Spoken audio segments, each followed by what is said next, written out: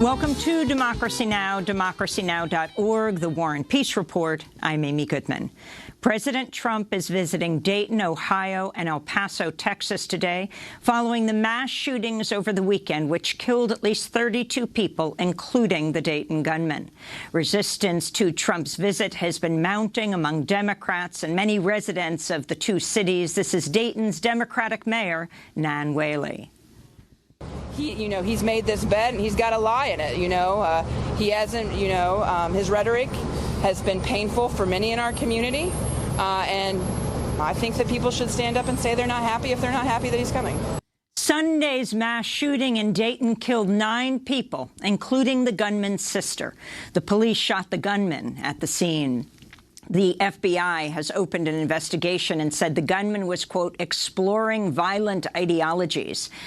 After facing protests from his constituents who disrupted his speech with chants of "do something" on Sunday, Ohio's Republican Governor Mike DeWine backed changes to gun control laws, including expanding background checks and allowing courts to prevent certain people from getting or keeping their guns.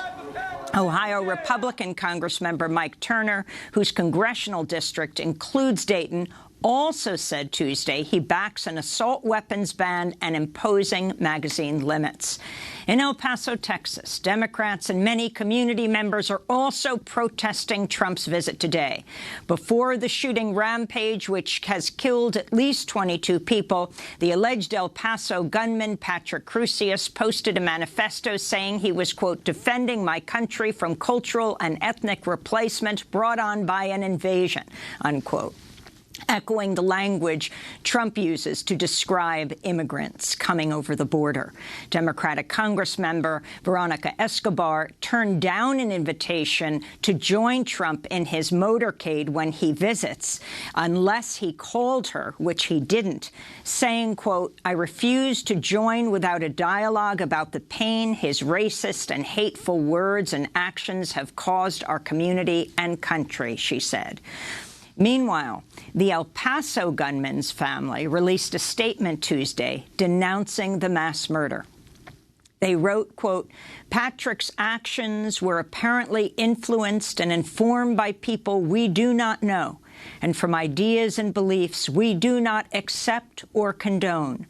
The destruction Patrick did is not limited to the victims and their families. It touches the entire El Paso and Ciudad Juarez communities, the state of Texas, and this country, the Crusius family wrote.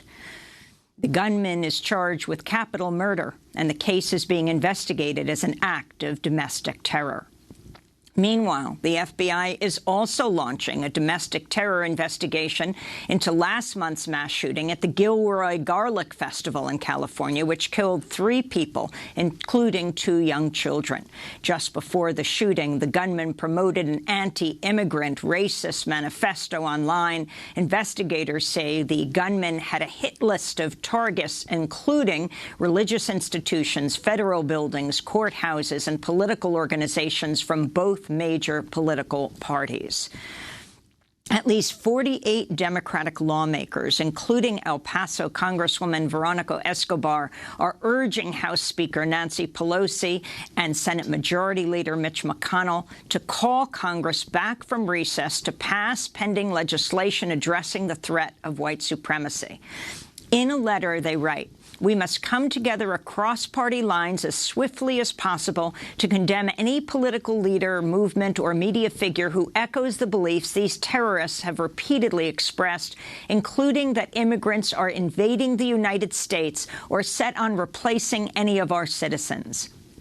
This ideology is utterly contrary to America's founding creed that all men and women are created equal, they wrote. Meanwhile, Kentucky residents have been gathering outside Senate Majority Leader Mitch McConnell's Louisville home and office protesting his refusal to allow senators to vote on gun control legislation. Protests also took place outside the White House Tuesday as activists and civil rights groups gathered to call for action against white supremacy and gun violence. Leaders from the NAACP, Planned Parenthood, Voto Latino, Brady, the Lawyers Committee for Civil Rights, and many other groups called out legislative inaction and President Trump's hateful rhetoric. This is Vinita Gupta, head of the Leadership Conference on Civil and Human Rights, former head of the Department of Justice's Civil Rights Division. Words of hate beget acts of hate, and policies of violence beget acts of violence. The massacre in El Paso targeting the Latino community did not happen in isolation. Follow the evidence. Racist rhetoric, Charlottesville, the citizenship question on the census, family separation, the detainment of American citizens, the attacks on women of color members of Congress, talking about immigrants as subhuman. We can't ignore the impact of the president's racist rhetoric and policies. The white supremacists don't. They name Trump in their attacks and cite them in their hate manifestos. Meanwhile, Walmart workers are expected to walk out today to protest the company's sale of guns and ammunition following the massacre at the El Paso Walmart and a shooting at a Mississippi Walmart last week that killed 2 employees. Both stores sell guns. In a Change.org petition by the Walmart Walkout campaign, organizers address CEO Doug McMillon and write, quote, "We value Walmart and our fellow associates, but we are no longer willing to contribute our labor to a company that profits from the sale of deadly weapons.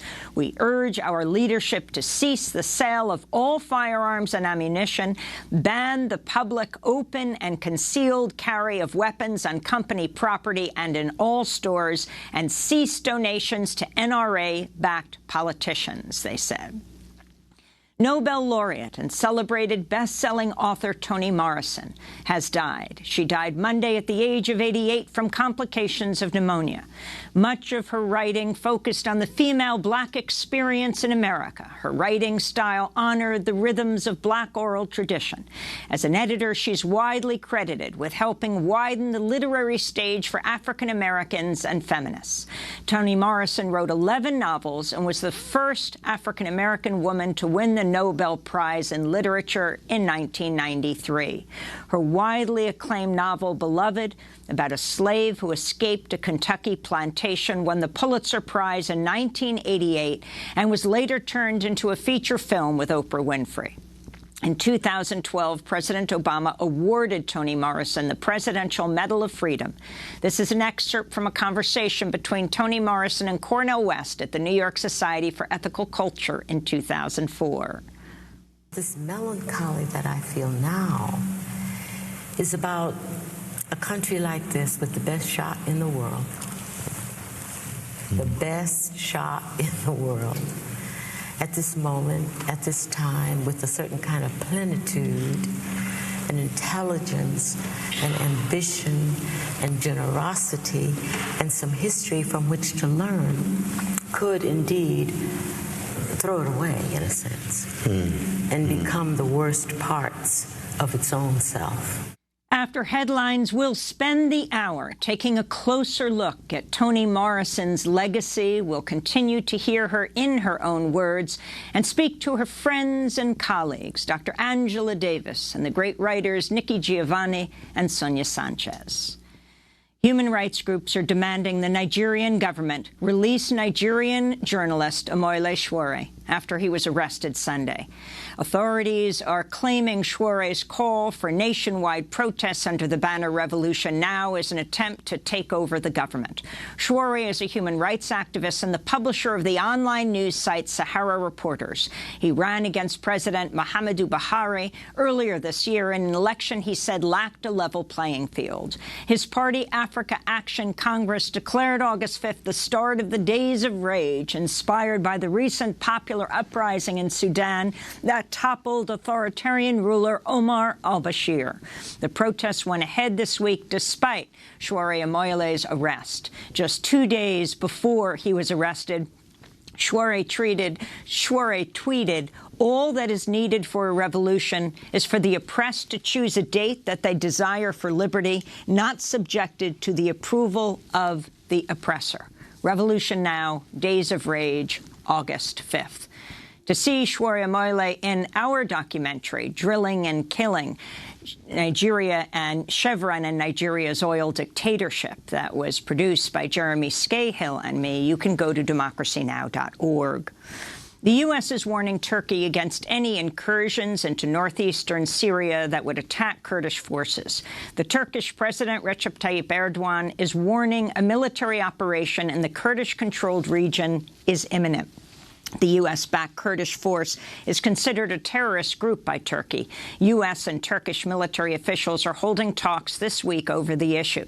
This comes as a fragile, short-lived ceasefire in Idlib was abandoned earlier this week, with Syrian forces resuming airstrikes in the rebel stronghold. The Britain-based Syrian Observatory for Human Rights said Russian forces also struck the region with air raids. The UN says the bombardment campaign in Idlib has killed at least 400 people and displaced over 440,000 in recent months. 17 countries, representing around 1/4 of the world's population, are at risk of running out of water. This according to new data published Tuesday by the World Resources Institute. The countries, which include India, Iran, and Qatar, are facing extremely high water stress, meaning they're using up almost all of their water reserves. Several U.S. cities and states, such as Los Angeles and New Mexico, are also considered to be under extremely high water stress. The number of afflicted regions will continue to climb due to global heating. The World Resources Institute says water stress is the biggest crisis no one is talking about. Its consequences are in plain sight in the form of food insecurity, conflict and migration, and financial instability. In New York City, Tiffany Caban conceded Tuesday to Melinda Katz in the race to become the Democratic nominee for the Queens District Attorney. Caban appeared to narrowly win the race election night, but a paper count saw her lose her lead by a razor-thin margin. In the final tally, she lost to Queens Borough President Melinda Katz by just 55 votes after a judge refused to reinstate the discarded ballots Caban's campaign was fighting for. Caban, a public defender and Democratic socialist, ran on a progressive platform of ending cash bail, decriminalizing sex work, and going after bad landlords, police officers, and immigration authorities. She vowed to keep fighting to reform the criminal justice system, tweeting, quote, "We showed that you can run on a boldly decarceral platform. You don't have to compromise your values or give in to fear-mongering. You don't have to play by the old rules," she said. Palestinian rights advocates celebrated Tuesday after the New York State Supreme Court ruled in favor of 5 Fordham University students who sought to start a Students for Justice in Palestine, or SJP, club, but were blocked by Fordham. The judge in the case found Fordham's Dean of Student Life's rejection of the club was, quote, "arbitrary and capricious," and highlighted that Students for Justice in Palestine promotes, quote, "only legal, nonviolent tactics aimed at changing Israel's policies." Safira Lurie, who graduated from Fordham in 2017, the same year the suit was filed, said, quote, "Rather than allow Fordham's administration to impose its backwards and imperialist politics on us, we were victorious in the fight for students' rights to organize for justice for Palestine. This victory shows that when we fight back, we can win. Free Palestine," she said. Dartmouth College reached a $14 million settlement with 9 women in a sexual abuse lawsuit that accused the school of rape, sexual assault, harassment, and discrimination perpetrated by 3 male professors.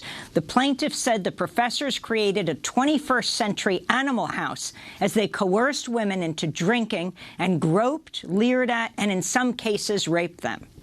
The lawsuit called out the predatory boys' club that enabled the toxic environment and sexual crimes. Dartmouth reportedly ignored reports of the professors' conduct for 16 years and allowed the men to either retire or voluntarily resign rather than face legal or disciplinary action. Dartmouth did not admit liability, but said it was working with the women to improve conditions on campus. In reproductive rights news, a federal judge has temporarily blocked Arkansas's 18-week abortion ban hours before it was to go into effect, saying it would cause irreparable harm to those seeking abortions. The judge also blocked a new requirement that abortion providers be certified in obstetrics and gynecology, and bans providers from performing the procedure if the decision to terminate a pregnancy was based on a fetal diagnosis of Down syndrome. And sex trafficking survivor Cyntoia Brown has been released from prison after serving 15 years behind bars for killing a man who sexually assaulted her in what she said was an act of self-defense. The shooting happened when Cyntoia Brown was just 16. But she was tried as an adult. Cyntoia was convicted to life in prison for first-degree murder, despite being trafficked and repeatedly sexually abused and drugged. Brown was granted full clemency by Republican Tennessee Governor Bill Haslam in January after widespread outrage and a high-profile campaign calling for her release. Cyntoia Brown said she's looking forward to helping other women and girls suffering abuse and exploitation. And those are some of the headlines. This is Democracy Now!, democracynow.org, The War and Peace Report. I'm Amy Goodman.